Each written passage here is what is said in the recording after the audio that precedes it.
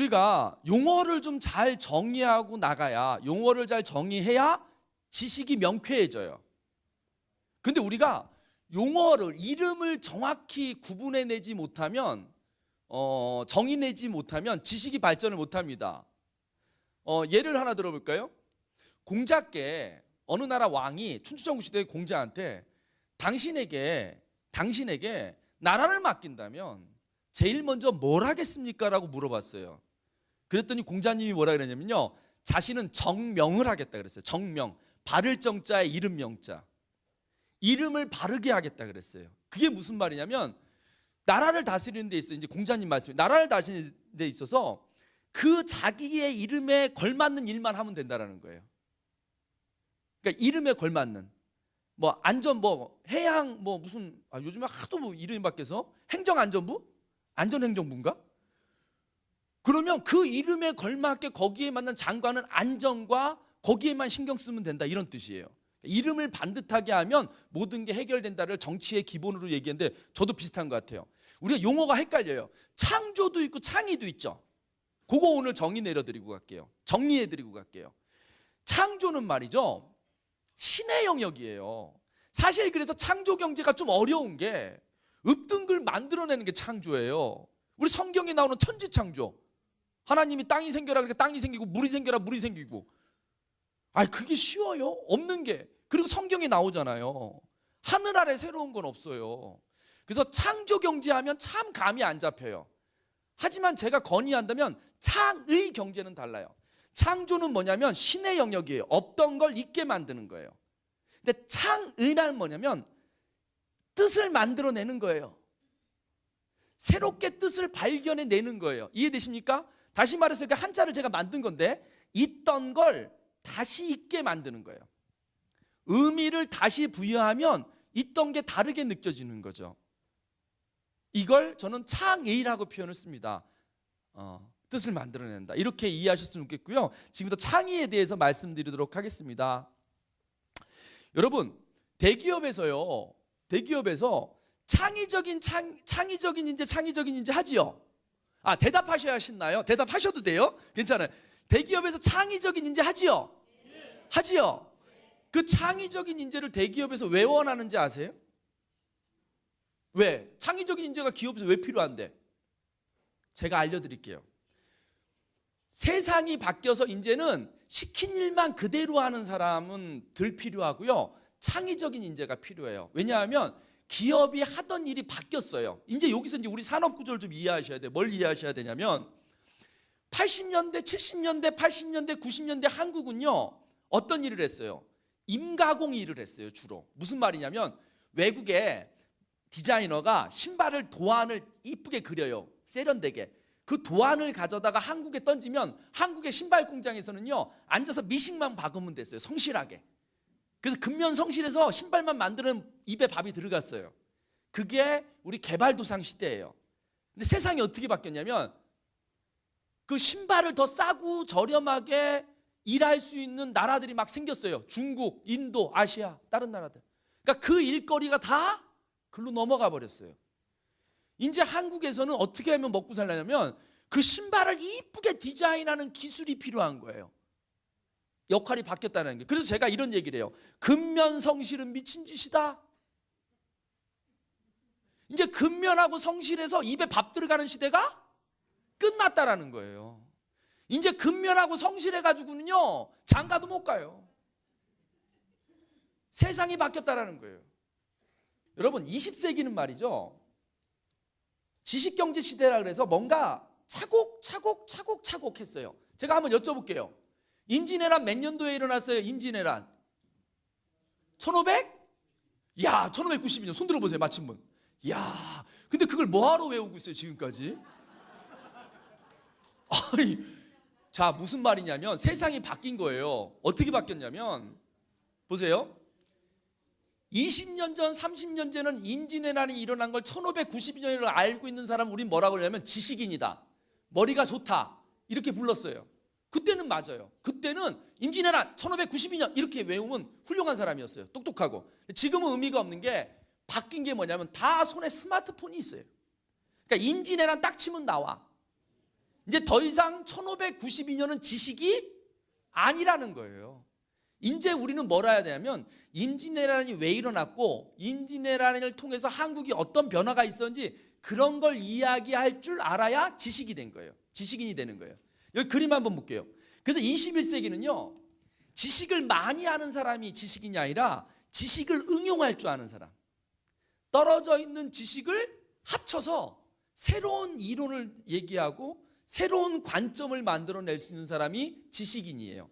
혹시 인터넷에서 저에 대해서 궁금하시다면 지식요리사라고 검색해 보세요. 지식요리사. 그게 저의 브랜드예요. 개인 브랜드. 인터넷에 지식요리사. 지식을 만든 사람이 아니라 저는 요리하는 사람이에요. 지금 제가 드리는 말씀 중에요. 제가 만든 지식은 한 개도 없어요. 다 다른 분들이 만든 지식이에요. 근데 지금 제가 그 지식을 만든 분들보다 돈은 더 벌어요. 왠지 아세요? 지식을 생산했지만 소비자가 원하는 만큼 응용해내지 못했잖아요. 저는 지식의 요리재료를 다 갖다가 원하는 걸 만들어서 맛있게 전해드리는 역할을 하는 거예요. 합치고 결합시키는 능력. 이게 네트워크 모자이크 시대라는 거예요. 창이라는 건 뭐냐면 뜻을 만들어내는 건데요. 어떻게 뜻을 만들어내냐면 전혀 합쳐질 것 같지 않은 다른 뜻을 섞어서 새로운 뜻을 만들어내는 게 창이라는 거죠. 한번 좀 더 다시 한번 알아볼게요. 창의력에 대해서 조금 설명을 드릴게요. 창의력이요. 본격적으로 연구되기 시작한 건 1950년도예요. 1950년도에 무슨 역사적인 사실이 있었죠? 6.25 한국전쟁. 맞아요. 이 미국에서 창의력을 본격적으로 연구하게 된 계기가 6.25 전쟁이에요. 뭐냐면 이런 일이 있었던 거예요. 6.25 전쟁이 나고 미국 공군에서요. 어떤 고민을 했냐면 비행기는 석 달이면 만드는데 돈이 좀 들어도 조종사는 말이죠. 3년 정도 훈련을 시켜야 되거든요. 그런데 이 조종사가요. 이렇게 공격하러 갔다가 총알이나 뭐 이상한 걸 맞으면 적지에 떨어져요, 비행기가. 그럼 조종사 어때요? 비행기 떨어질 때 뭘 탁 탈출하면 이렇게 낙하산 타고 살아나잖아요. 문제는 그 친구를 구하러 갈 여력이 없어. 그럼 어떻게 해야 돼? 지가 안 구하러 가도 적지에서 탈출해가지고 좀 돌아오면 참 좋겠어요. 왜냐하면 조종사 하나 키워내는데 3년 걸리거든. 키워낸다가 전쟁이 끝나요. 그러니까 그놈이 얼른 돌아와야 새 비행기에 태워서 또 보내지. 그래서 어떤 걸 연구했냐면 토렌스라는 박사한테 조종사들이요. 적지에 떨어졌을 때 안 도와줘도 즉의 힘으로 잘 살아 돌아올 수 있는 능력을 높일 수 있는 훈련을 좀 개발해달라고 부탁을 했어요. 그래서 이 학자가 그래서 어떻게 했냐면 2차 대전 당시에 독일군 진영에서 6.25 전쟁 바로 직전에 2차 대전이 끝났잖아요. 독일이랑 전쟁이 끝났어요. 그때 독일군 진영에서요. 혼자서 알아서 잘 살아 돌아온 조종사들을 만났어요. 그래서 뭐라고 물어봤냐면 당신은 적지에서 구하러 가지도 않았는데 혼자 잘 살아 돌아오셨습니다. 당신에게 뭐가 그렇게 도움이 돼서 그렇게 도움이 많이 된 훈련이 뭡니까? 혼자 살아 돌아오는데. 그러면 어떤 훈련이 도움이 많이 됐다고 얘기하면 그 훈련을 강화시키려고 그랬어요. 강화시키려고. 그런데 엉뚱한 답이 나와요. 막상 적지에 떨어져 보니까 군대에서 배운 게 별 소용이 없더라 이거예요. 여러분 학교에서 배운 게 살아가는데 많이 써먹어져요? 그러면 인생은 성적순이어야 돼. 근데 아니잖아요. 그 얘기를 하는 거예요. 의외로 적지에 떨어지니까 군대에서 훈련받은 게 별 쓸모가 없더라? 깜짝 놀랐어요. 그럼 뭐가 필요한데? 이렇게 물어봤더니 이 사람들이 얘기한 게 뭐냐면 이게 중요해요. 예측하지 못한 문제를 주어진 환경에서 해결하는 문제 해결 능력이 필요하더라는 거예요. 자, 다시 한번 읽어드릴게요. 문제는 문제인데 어떤 문제? 예측하지 못한 문제. 그러니까 몰래 도망 나오는데 개가 짖어요. 이거 예측하지 못한 문제잖아. 그때 내 주변에 있는 주어진 환경 안에서 이 문제를 해결해야 돼요. 그건 전투교본 FM이라는 필드 매뉴얼에 안 나오는 거거든. 군대에서 그런 거 잘 안 가르쳐요. 근데 그 순간 뭐가 떠오르냐면 개는 동글동글 굴러가는 걸 보면 이런 말 써도 되나 방송에서 환장을 한다고. 그 순간 동글동글한 테니스 공이 앞에 하나 있었다고 칠게요. 걔가 짖잖아요. 테니스 공 집어서 걔한테 던지면 걔는 그 공을 쫓아가요. 자, 그게 교과서에 나오냐고. 안 나오죠. 다시 말하면 예측하지 문제에 부딪혔을 때 주어진 거. 혹시 여러분 맥가이버라는 영화 기억나요? 테레비 프로? 맥가이버가 뭐 맨날 잔뜩 뭐 들고 다녀요. 아니면 뭐가 문제가 생겼을 때 주변에 있는 거 갖고 막 퐁퐁 갖고 폭탄도 만들고 그래요. 그 맥가이버에 생각하시면 돼요. 주어진 거 갖고 문제를 해결하는 능력이 필요하더라 라고 얘기를 했어요. 그럼 그게 뭔데? 그랬더니 그게 다름 아닌 창의력이라는 거예요. 자, 이제 알려드릴게요. 자, 누군가가 창의력이 뭐냐? 이렇게 물어본다면 이렇게 있어요. 문제 해결 능력이다. 이렇게 정의 내리시면 돼요. 문제 해결 능력이다. 자, 그렇다면 대기업에서 창의적인 인재를 원하는 건 뭐냐면 늘 예측된 문제를 해결하는 사람을 원하는 게 아니에요. 기업을 운영하다 보면 예측하지 못한 문제가 막 벌어져요. 여러분 예를 들어 볼게요. 예측하지 못한 문제를 해결하는 능력을 갖고 있는 사람들한테는요, 큰 부가 따라요. 하지만 예측되는 문제를 해결하는 사람들한테는 사람들이 돈을 많이 지불하지 않아요. 예를 들어 동사무소에서 매일 등본을 띄러 오는 문제가 있어요. 이것도 일종의 문제예요. 근데 그 문제 해결해 주는 건 주민번호 넣고 엔터 치면 쭉 나오면 주고 돈 받으면 돼요. 문제는 문제긴 한데 누구나 쉽게 해결할 수 있는 문제예요. 그렇죠? 하지만 아무나 해결할 수 없는 문제를 해결하면 우리는 성공해요. 그래서 제가 성공학 강의를 좀 자주 해요. 뭐 로타리 클럽, 조창 간담회 이런 데서 이제 특강을 많이 하는데요. 성공학 강의에서 성공하는 방법 알려드릴까요? 관심 없어요? 성공하는 방법? 제가 정의 내려볼게요. 성공하려면요, 누군가의 문제를 해결해 주면 성공하는 거예요. 잘 지켜보세요. 우리가 얘기하는 성공한 사람이다. 빌 게이츠. 그 사람 왜 성공했는지 아세요? 사람들이 빌 게이츠가 나타나기 전까지 컴퓨터 쓰는 게 너무나 어려웠어요. 글자를 다 쳐넣어야 뭐가 움직였다고. 근데 그 문제를 그냥 쥐같이 생긴 거 하나 들고 톡톡 누르면 해결하게 해줬죠. 많은 사람의 문제를 해결해 준 거예요. 그래서 저는요, 능력 있는 사람을 표현할 때 이렇게 표현해요. 누군가의 문제를 해결해 주는 사람을 능력 있는 사람이라고 해요. 근데 그 문제를 해결하는데 제일 필요한 능력이 뭐다? 창의력이다 이거지. 그래서 기업에서 창의적인 문제, 창의적인 인재를 원하는 거예요. 이해되십니까? 예, 그렇다면 창의력이에요. 자, 그럼 과연 창의력이란 뭐냐? 우리가 가끔 어떤 사람한테 야, 너 좀 창의적이다. 근데 우리는 정확히 뜻을 알고 얘기했던 게 아니에요. 창의력에 대한 5가지 오해에 대해서 말씀드려 보겠습니다. 첫째, 특별한 재능이다. 아니에요. 창의력은 누구나 갖고 있는 능력인데 다 갖고 태어나요. 근데 살아오는 조건이나 환경이나 문화에 따라 창의력이 발휘되는 문화가 있고 창의력이 억압되는 문화가 있단 말이죠. 여러분 군대에서 창의력을 막 발휘되면 어떻게 돼요? 남자분들 제 얘기 좀 해요. 군대에서 이등병이 막 창의력을 받아 지 맘대로 해. 그럼 어떻게 돼요? 영창까지. 그러니까 상황에 따라서는 창의력이 발현되기도 하고 억압되기도 해요. 개방적인 부모 밑에서 자란 친구들은 창의력이 뛰어나요. 하지만 가부장적이고 자식이 무슨 질문만 해도 야 그런 쓸데없는 질문 하지 마 이렇게 자꾸 윽박지르는 자녀들은요 창의력이 억압되죠. 조건은 같다라는 거예요. 특별한 재능이 아니라 누구나 다 갖고 있는 거다. 두 번째, 엉뚱한 생각이다. 아니에요. 엉뚱한 게 창의력이 아니에요. 쓸모 있어야 창의력인 거예요. 그래서 창의력은 비실용적이다. 아니라니까. 우리가 얘기하는 창의력은 비록 엉뚱하지만 실용적이어야 되는 거예요. 누군가의 문제를 해결해 주는데 도움이 돼야 돼 창의력인 거죠. 네 번째, 우리는 가끔 어떤 사람이 창의적인 아이디어를 내면 아이고 소가 뒷걸음질 치다 쥐 잡았네 이런 표현 쓰여요. 우연히 뭐 발견한 것처럼. 그렇지 않아요. 어떤 독창적인 아이디어를 생각하는 사람들은요 정말 그 문제에 대해서 오랫동안 고민해요. 여러분 뉴턴이 만유인력을 뭐 보고 발견했다고? 사과가 뚝 떨어지는 거. 제가 그걸 수업 시간에 듣고 나서 느낀 점이 하나 있잖아요. 아, 뉴턴처럼 연구를 많이 해서 훌륭한 과학자가 되겠다 이런 걸 느낀 게 아니고 인생은 한 방이구나. 야, 인생은 한 방이구나. 사과가 뚝 떨어지는 걸 보고 과학자가 됐네? 난 그렇게 느꼈어요.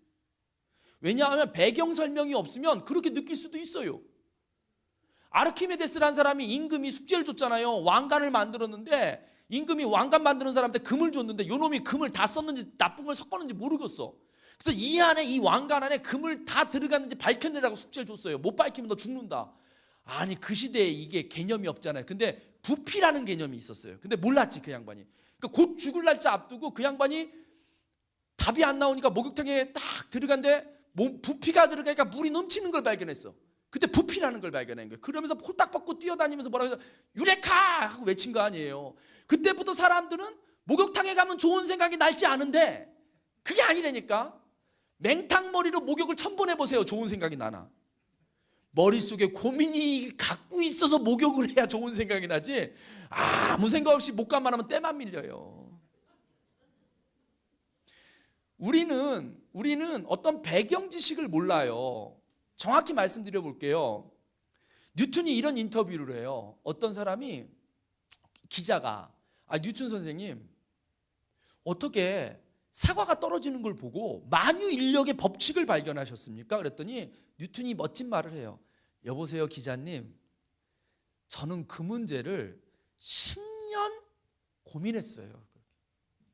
무슨 말이냐면 계속 고민을 하고 있었는데 안 풀어지니까 산책을 하러 나왔다가 사과 떨어지는 게 힌트를 준 거예요. 이해되십니까? 그렇게 가끔 우리가 어떤 좋은 아이디어를 떠올 때는 하던 일을 잠시 내려놓고 전혀 다른 맥락에 가서, 전혀 다른 데 가서, 낯선 데 가서 잠시 힐링을 할 때 오히려 아이디어가 떠오르는 기법이 있긴 해요. 그래서 전혀 색다른 곳에 데려가는 거예요. 이렇게 해서 우리가 여행이 갖는 의미 중에 하나는 뭐냐면 색다른 걸 봐서 기존의 나의 아이디어를 풍부하게 하는 거예요. 여러분, 우리 회사 다닐 때 보면, 교육받을 때 보면, 여기 제주도는 안 그렇지만 육지는요, 자기 동네에 좋은 호텔 교육장 냅두고 꼭 버스를 태워서요 낯선 데로 끌고 가요. 왠지 아세요? 살던 지역에서 교육하면 사람들이 살던 방식으로 듣거든요. 그러니까 낯선 데를 데려가서 다르게 보게 만드는 거예요. 그게 이제 아이디어를 떠오르게 하는 거죠. 이런 이유가 있습니다. 창의력에서 가장 좋은 능력은 뭐냐면, 남들이 문제라고 여기지 않는데 문제를 발견해내고, 발견만 하는 게 아니라 그 발견한 문제에 대안까지 제시하는 사람을 가장 창의력이 높은 사람이라고 얘기를 해요. 남들은 다 당연시 생각할 때, 제가 창의적인 사람의 예를 하나 아는데요. 충청북도 영동군이라는 데를 강의를 갔는데 한 10년 된 건물인데 특이하게요, 구내식당, 관공서의 구내식당이 건물이 3층짜리인데 구내식당이 3층에 있더라고. 지금은 당연시된 얘기인데, 지금은 당연한 얘기인데 그 시대는 안 그랬거든요. 제가 많은 관공서들을 다녀봤지만 그렇게 오래된 건물 중에 식당이 3층 위로 옥상 제일 꼭대기로 올라가 있는 식당은 없었어요. 너무 특이해서 밥을 먹으면서 막 신기하다 그랬더니 마침 그때 그 건물을 질 때 책임자였던 분이 그 건물의 소장님이셨어요. 농업기술센터 소장님. 너무 신기해서 여쭤봤어요. 아니, 어떻게 그런 생각을 하셨어요? 그랬더니요, 중요한 건 뭐냐면, 일단 첫 번째, 그 아이디어 자체로도 욕을 엄청 먹었대요.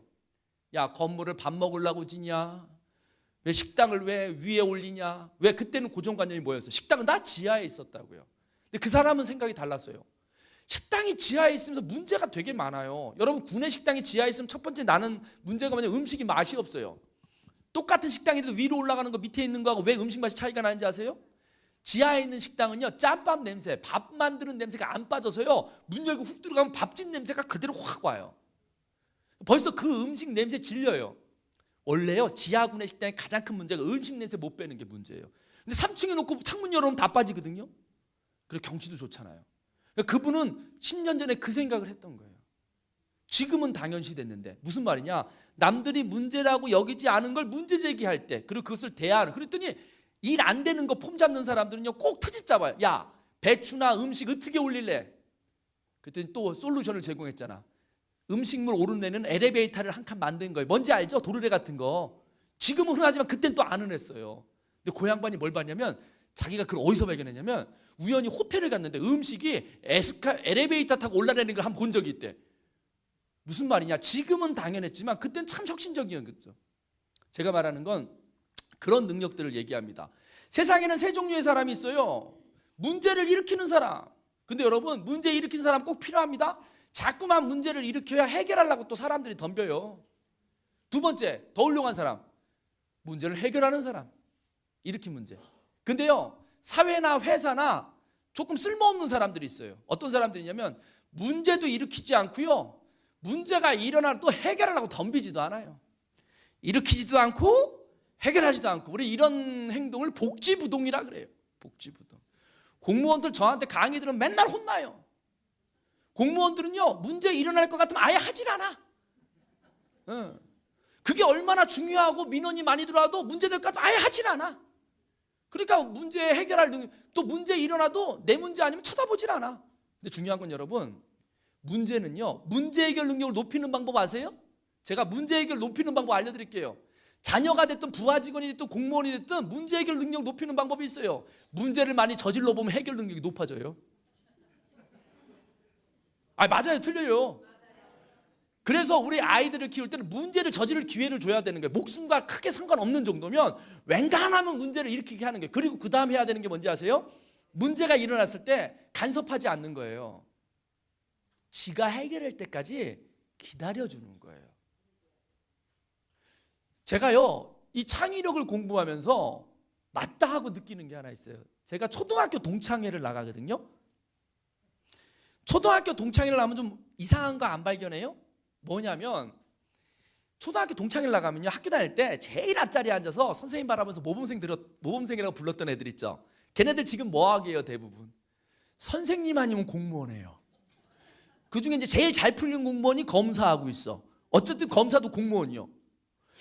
근데 이제 동창회가 끝날 때쯤 돼가지고 이제 총무가 자, 오늘 밥값은 2만 원씩 걷자 뭐 이러려고 하고 있을 때 꼭 학교 다닐 때 보면 뒤에서 침 뱉고, 야, 저거 인간 될까 하는 애 있어요. 맨날 선생님도 혼나고 학교 늦게 오고 담배도 일찍 배우고.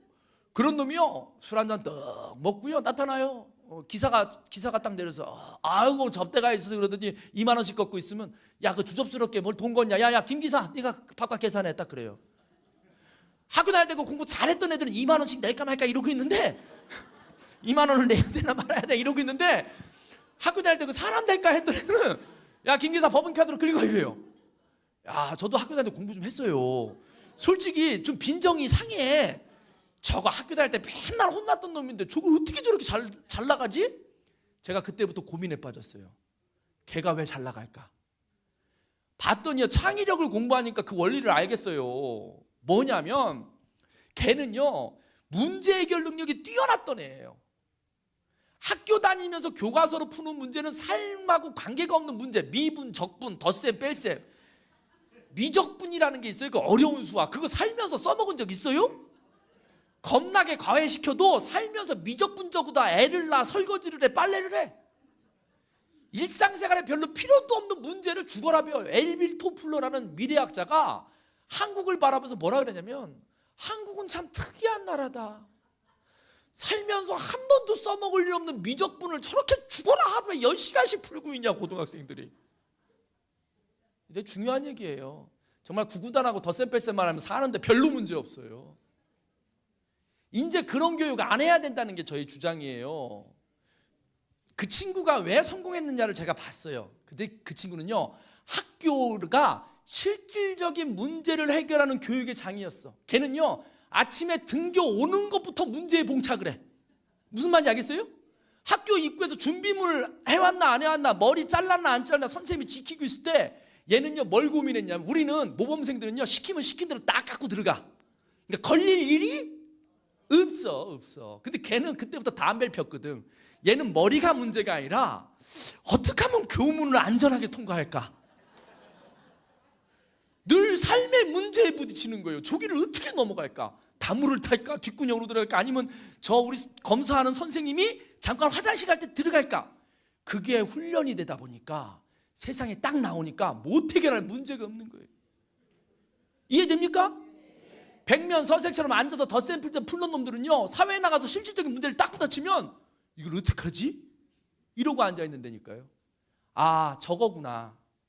문제를 많이 저질러 보고 또 그 문제를 지가 죽어라 해결해 보려면 문제를 해결하는 능력이 커지는구나. 그래서 우리 자녀들에게도 문제를 저지를 기회를 주라는 거예요. 대신 저지르게 해놓고 두 번째 뭐 하라고요? 간섭하지 말고 조금 기다려주라 이거지. 그러면 지가 문제 해결 능력이 늘려간다. 이게 제가 주장이에요.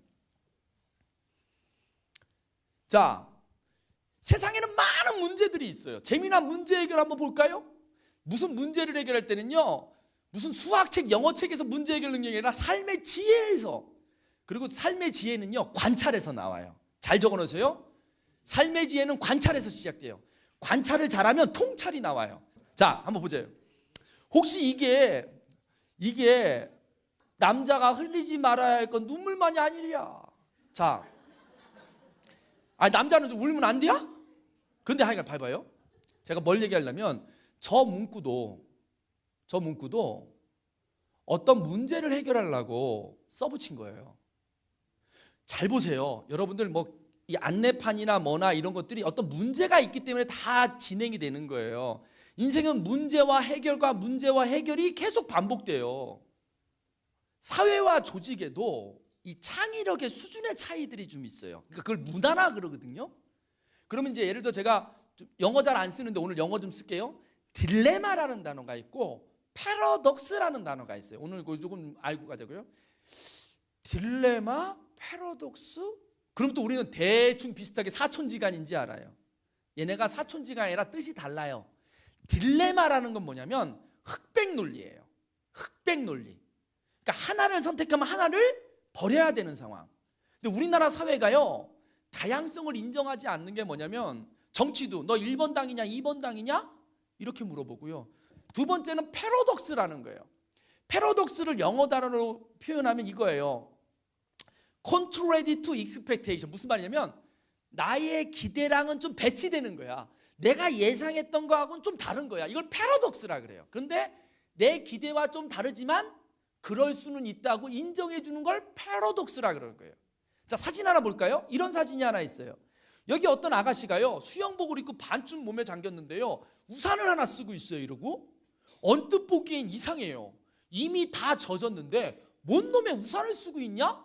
비 온다고 뭐 젖은 몸에 뭐 덜 젖어? 그러면 언뜻 보면 웃긴 거예요, 저게. 그래서 이 딜레마적으로 단정적인 사고를 갖고 있는 사람은 왜 저 여자가 우산을 썼을까 이렇게 물어보면 뭐라고 대답한지 아세요? 튈라고. 아유 뭐 제정신이 아니 튈라고 뭐 이래요. 근데 그게 아니라 우리의 예측과 좀 벗어났지만 한번 여기 대답해 보세요. 저 여인이 왜 우산을 쓰고 있을까요? 그래요. 예측하고 좀 벗어나지만 자외선 안 맞으려고 할 수도 있고요. 예를 들어 비가 오니까 비가 튀기 얼굴로 튀기기 싫어서 막을 수도 있고요. 그러니까 언뜻 보기엔 이상하지만 그럴 만한 이유도 있겠다라고 생각해 주는 걸 패러독스라 그래요. 이제 우리 사회의 창의적인 발전적인 걸 해나가기 위해서 이런 것들도 필요하다는 걸 말씀드리는 겁니다. 우리가 창의적인 생각을 하는데 방해가 되는 10가지가 있는데요. 좀 추려서 중간중간 추려서 제가 주요한 내용들을 좀 말씀드리도록 하겠습니다. 첫 번째입니다.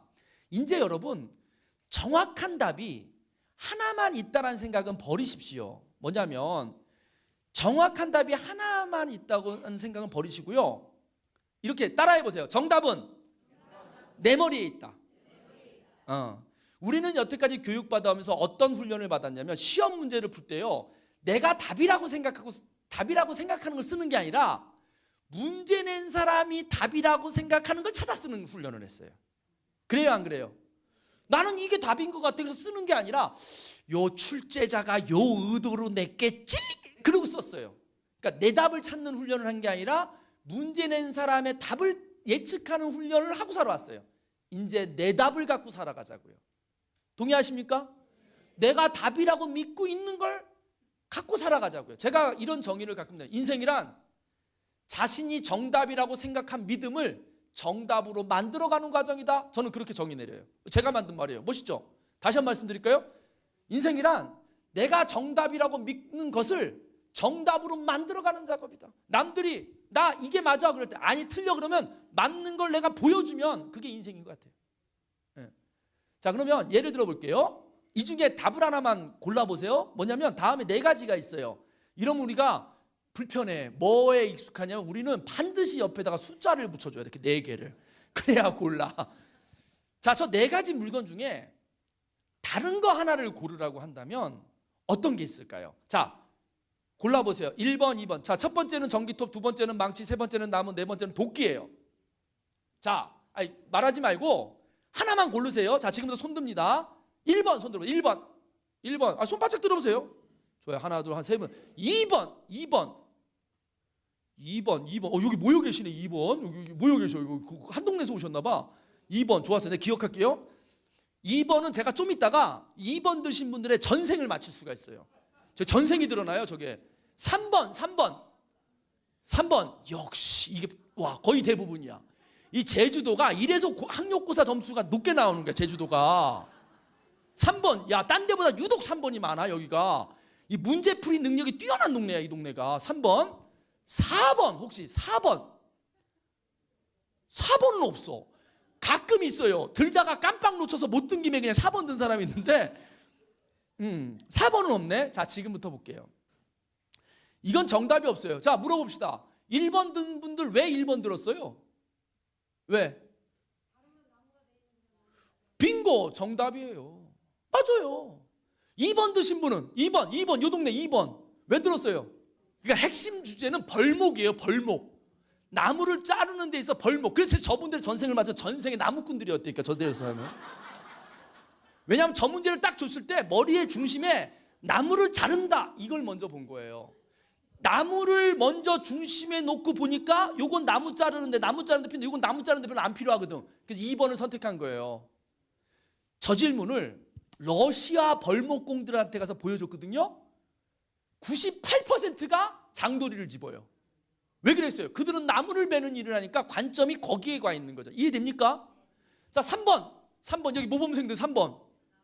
여러분들은 별로 쓰잘데기 없는 기준으로 저걸 골랐어요. 왜 쓰잘데기 없는 기준이냐면 여러분들은 이 기준으로 골랐어요. 도구와 생명이라는 기준으로 갈라놓은 거예요. 맞아요, 틀려요? 그런데 이 도구라는 범주는요, 인간의 상상력으로 무리지어준 개념이에요. 사람이 쓸모있게 쓰는 물건을 도구라고 한다. 그러니까 도구고 물건이고, 그러니까 생명이고. 학교 다닐 때요, 제가 시험만 보고 나면 선생님한테 가서 이 문제 틀린 것 같은데요 라고 가끔 자주 대들었어요.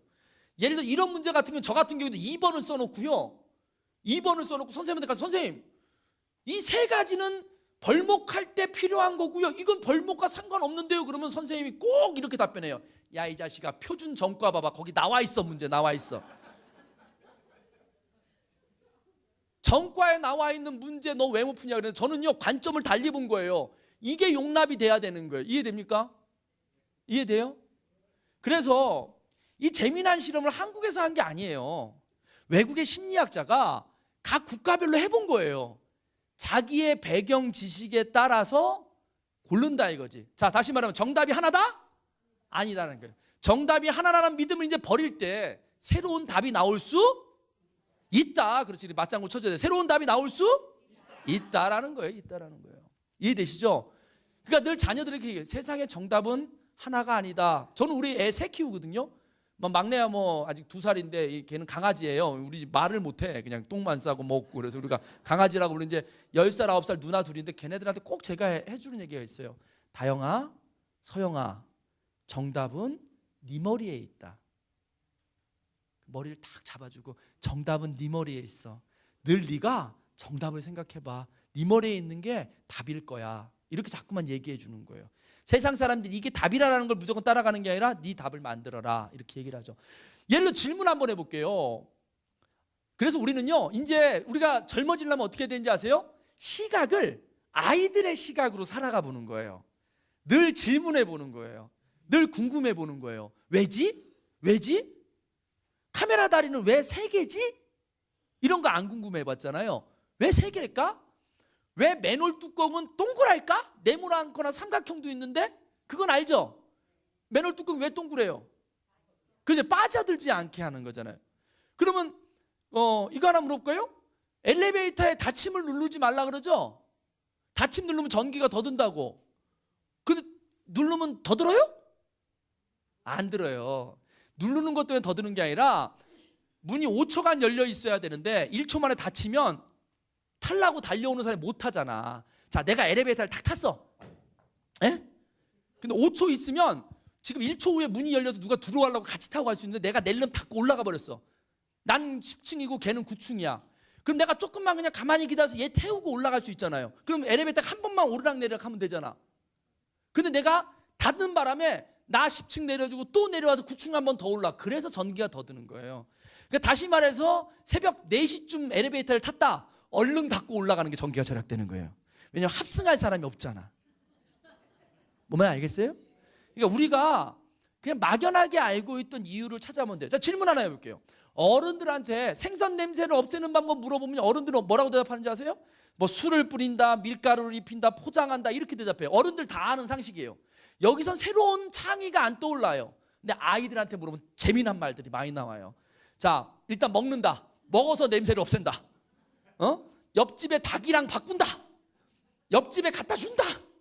고양이 옆에 놔둬서 고양이가 먹게 한다. 마지막 기가 막히면 코를 자른다. 아, 나 그놈 어떻게 해야 돼? 그 초등학생한테 물었더니 코를 자르겠대. 야, 너 큰 인물 되겠다. 예전에 그렇게 답안지 쓰면 어떻게 됐어요? 혼났어요. 제 슬픈 추억 말씀드릴까요? 제 어릴 적 별명이 홍당무예요. 홍당무. 하도 엉뚱한 질문을 많이 해서 뺨때기를 너무 많이 맞았어요. 그래서 하루 중에 대부분이 뻘게 있었어요. 그런데 그렇게 뻘겋게 맞아도 질문을 멈추지 않았으니 나도 참 독종이지. 궁금하면 끝까지 물어봤어요. 선생님, 선풍기가 왜 시원해요? 그러면 이치를 가르쳐줘야 되는데, 그럼 시원하니까 선풍기지 온풍기냐 자식아, 그리고 때렸어요. 이제요, 우리가 창의력을 높아지려면 질문하는 게 원활해져야 돼요. 여러분, 아이디어가 반짝반짝 떠오르는 사람으로 살아가고 싶으세요? 아니야? 알려줄까요? 방법 알려줄게요. 하루에 5가지 이상 질문을 해보세요. 그걸 5Y 기법이라 그래요. 5가지 이상 질문을 해보는 거예요. 왜 넥타이를 맬까? 왜 볼펜은 길쭉할까? 이런 거 있잖아요. 뭐 그런 거, 우리가 당연한 것들, 그런 걸 질문해 보면요, 의외로 그 질문을 던지면서 새로운 걸 알게 되는 것들이 있습니다. 자, 두 번째, 유연한 사고와 냉철한 사고에 대해서 한번 말씀드리고 오늘 강의를 좀 마무리 지어야 될 것 같습니다. 유연한 사고와 냉철한 사고, 이렇게 얘기를 나눌 수 있는데요. 사람 중에 사고가 유연한 사람이 있고 냉철한 사람이 있지만 어느 쪽이 좋다 나쁘다는 아니에요. 근데 한국은, 우리나라의 교육은 냉철한 사고를 갖도록 많이 교육을 시켜요. 유연한 사고를 갖게 교육을 시키는 게 아니라, 자, 볼게요. 유연한 사고를 갖고 있는 사람의 특징들이 뭐냐면, 사물을 바라볼 때 비슷한 공통점을 찾아내요, 유연한 사람들은. 근데 냉철한 사람들은 사물을 딱 볼 때 뭐가 다른지, 뭐가 차이가 있는지를 구분하는 차이점과 이분법적인 사고를 갖고 있어요. 그래서 유연한 사람들의 특징이 뭐냐면 비유법을 잘 써요. 은유법을, 뭔가를 비유해서 잘 표현한다고. 정치인 중에 제가 보기에 창의력이 높은 사람을 예를 들면 김종필 씨를 예를 들 것 같아요. 김종필 씨가 굉장히 많은 사안에 대해서 은유법을 많이 쓰거든요. 그러니까 떨어져 있는 그 무엇들을 빗대어 표현하는 거예요. 아까 창의가 뭐라 그랬어요? 떨어져 있는 걸 연결시킨다 그랬죠. 그걸 연결시키는 능력이 뛰어난 사람인 것 같아요. 근데 우리는 어떤 사물이, 근데 유연한 사고는, 그래서 우리가 상상을 할 때 유연한 사고가 필요해요. 그러니까 김종필 씨가 5.16에 밑그림을 그린 거 아니에요? 상상을 한 거 아니에요? 뭐 정보부를 만들고 뭐 어떻게 밑그림을 그리는 거예요. 그리고 냉철한 사고는 뭐예요? 실용적 단계. 그럼 여러분 유연한 사고가 좋아요? 냉철한 사고가 좋아요? 에이구, 또 말렸어. 다 좋아요. 그런 질문에 말려들지 마, 제발. 그렇게 듣고도 몰라? 질문에 속지 말라고. 질문에 어느 게 더 좋고 덜 좋은 게 아니라 다 필요한 거예요. 근데 우리 사회는 냉철한 사고 쪽에 너무 치우쳐 있다는 게 문제고, 앞으로 우리 사회가 살아가야 될 힘은 유연한 사고의 힘이 더 필요한데 한국 교육도 못 쫓아가고 있고 부모들도 못 쫓아가고 있고 국가도 못 쫓아가고 있다는 게 문제라는 거죠. 자, 예를 들어 볼게요. 여기 도자기가 있어요. 저 도자기가 만들어지려면 뭐가 필요해요? 진흙을 갖다 비벼야 되죠. 근데 저게 진흙이 딱딱하면 모양이 나와요, 안 나와요? 안 나와죠. 그러니까 상상의 단계에서는 부드러워야 돼요. 그래서 그릇을 만들었어요. 이제 흙으로 이렇게. 근데 여전히 그냥 흙이야. 부드러워. 그거 그릇으로 써 못 써? 못 쓰지. 이제 딱딱해져야지 그릇을 쓸 거 아니에요. 그럼 딱딱하게 굳히는 단계에서 냉철한 사고가 필요한 거예요. 두 가지가 다 필요한 거예요. 근데 여기서 조금 더 힌트를 드리자면 도자기가 값어치를 낼 때 딱딱한 정도로 비싸게 받아요? 창의적이고 우아한 디자인으로 비싸게 받아요? 우아한 쪽이 더 부가가치가 많이 나죠? 아이 뭐 도자기고 칼싸움할 일은 없잖아. 얼마나 도자기를 세게 굽느냐 단단하게 굽느냐로 돈 버는 시대는 아니죠? 어디 더 부가가치가 나요? 상상의 단계에서 부가가치가 난다는 게. 그래서 비중이 앞으로 어디로 더 가야 된다? 유연한 사고 쪽으로 더 가야 된다는 거예요. 이해됩니까? 그래서 우리 여러분 좀 더 우리 유연해집시다. 알겠습니까? 같이 한번 외쳐보세요. 제주도요. 좀 더 유연해지자. 알겠죠? 사고든 몸이든 유연해지면 건강해요. 이게 그 뜻이에요. 어느 쪽이 더 나은 건 아니지만 우리는 너무 냉철한 쪽으로 치우쳐 있다라는 거죠. 자, 예를 들어 볼게요. 여기서 문제 한번 내볼게요. 여기 고양이와 냉장고가 있어요. 그럼 이 고양이와 냉장고를 이렇게 해봅시다. 고양이와 냉장고의 차이점? 그럼 답이 되게 간단해요. 산 놈 죽은 놈. 생물 무생물. 그쵸? 그래서 이분법적인 사고를 하면요 별로 생각이 진도가 안 나가져요. 이제부터 질문을 바꿔볼게요. 고양이와 냉장고의 공통점. 그렇지, 고기가 들어있다, 생선이 들어있다. 맞아요. 고양이 배에도 생선 들어있고 냉장고에 들어있다. 와, 상상력도. 또 뭘 집어넣을 수 있다.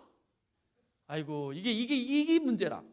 초등학교 가서 이런 강의를 하면요 막 수십 가지가 나와요. 내가 걔네들이 한 거 쭉 읊어볼게요. 다리가 4개다, 꼬리가 길다, 주로 부엌에 있다, 여자들이 좋아한다, 색깔이 다양하다, 처음엔 좋은데 버릴 때 힘들다. 고양이도 버리면 집 찾아와서 막 보복해요. 냉장고도 처음에 살 때 좋은데 버릴 때 힘들잖아, 재활용하려고. 뭐 여자들이 좋아한다, 뭐 기타 등등이 있어요. 근데 이거를 통해서 가전제품 회사에서 신제품 하나가 지금 준비 중이에요. 뭔가 공통점을 찾아내면 창의가 되는 거예요. 새로운 뜻이 만들어져요. 어디서 힌트를 얻었냐면 제가 이걸 가르쳐주는 강의를 대기업에서 많이 해요. 이렇게 생각을 떠올리게 해주는. 근데 뭐냐면 고양이와 냉장고의 공통점 중에 부엌에 있다와 여자가 좋아한다라는 게 떠올려요. 그러면 여자들이 냉장고를 좋아하는 이유는 뭐예요? 내가 음식을 하고 재료를 넣고 하는 필요한 도구니까. 근데 여자들이 고양이를 좋아하는 이유는 뭐예요? 왜 좋아해? 귀엽고 깜찍한 것보다 더 중요한 건 신랑이 안 해주는 거. 스킨십. 신랑이 안 만져주니까 고양이 들고 비비는 거 아니에요, 자기가. 원래 인간은 스킨십을 해야 돼요. 그러니까 고양이를 만지면 이렇게 피부가 닿으면 사람은 안정감이 들잖아요. 맞아요, 틀려요? 예전에 배 아플 때 엄마 손길이 닿으면 통증이 덜 하잖아요. 산모가 출산할 때 옆에 신랑이 앉아서 살을 문질러주면요 진짜 통증이 가라앉아요. 저 그때 이거 안 해주고 졸다가 두고두고 욕먹잖아요. 실제로 피부가 맞닿으면 통증이 가라앉아요. 그러니까 안정감이 없다는 거예요. 야, 그렇다면 냉장고에다가 여자들이 고양이를 좋아하는 이유를 합쳐보자. 그래서 뭐냐면 냉장고 표면이 매끄러운 거 말고 고양이 털로 붙여진 냉장고가 지금 준비 중이에요. 그래서 여자들이 신랑이 늦게 와서 외로울 때는 냉장고에 한번 가서 비비고 몸도 비비고 그 다음에 물건도 꺼내고 이러는 거예요. 냉장고의 용도가 음식만 넣어두는 게 아니라 여자를, 마음 아픈 여자를 위로해주는 냉장고. 비록 뭐 고양이 털을 붙이진 않겠지만 뭐가 나오겠어요? 여성을, 마음을 위로해주는 냉장고라는 새로운 창의, 뜻이 만들어지는 거예요. 용도가 다시 추가되는 거죠. 이해됩니까? 비록 털은 아니지만 냉장고에 테레비나 소리가 나오게 해서 주방에서 하면서 음악을 듣게 해준다든가. 이해됩니까? 세상의 모든 새로운 것들은 그렇게 뭔가가 결합되고 만들어지고 하면서 만들어진다는 거죠. 자, 어때요? 만약에 냉철한 사고를 갖고 있으면 그런 냉장고가 상상이 돼요? 안 되지. 산 놈 죽은 놈으로 끝나는데 뭐가 나와요? 뭐가 생각이 진척되냐고. 그런데 같은 점을 찾다 보니까 만날 일이 생긴다라는 거예요. 예? 여러분과 저랑도 다른 점을 얘기하면 육지사람, 섬사람. 하지만 같은 점을 찾아야 대화거리가 생기잖아요. 그런 거라는 거죠. 그래서 우리는 좀 더 유연해질 필요가 있다라고 말씀을 좀 드립니다. 그래서 우리가 창의적인 사람이 되려면요, 일단 행복해야 됩니다. 행복하고 긍정적이고 그리고 열린 마음으로 세상을 바라보면 세상을 다르게 볼 수 있습니다. 오늘 늦은 저녁에 이렇게 바쁘게 저녁 하시고 이렇게 오신 여러분들 진심으로 감사하고요. 강의 내내 계속 끄덕이면서 들어주신 많은 분들 감사합니다. 제주도가 정말 좋은 섬인 것 같아요. 물론 아픔도 아직까지 있지만 그 아픔 다 있고, 제주도가 전국에서 지금도 가장 살기 좋아요. 육지 지금 경기가 얼마나 어려운지 아세요? 아까 저 마중 나온 우리 기자님한테, 차장님께 여쭤봤더니 그래도 제주도 경기 좋습니다. 처음 들어봤어요. 나 전국 다니면서 경기 좋습니다 말 제주도에 처음 들어봤어요. 그런 살만 나는 제주가 되시고요. 여러분 진심으로 행복하십시오. 경청해 주셔서 감사합니다. 마치겠습니다.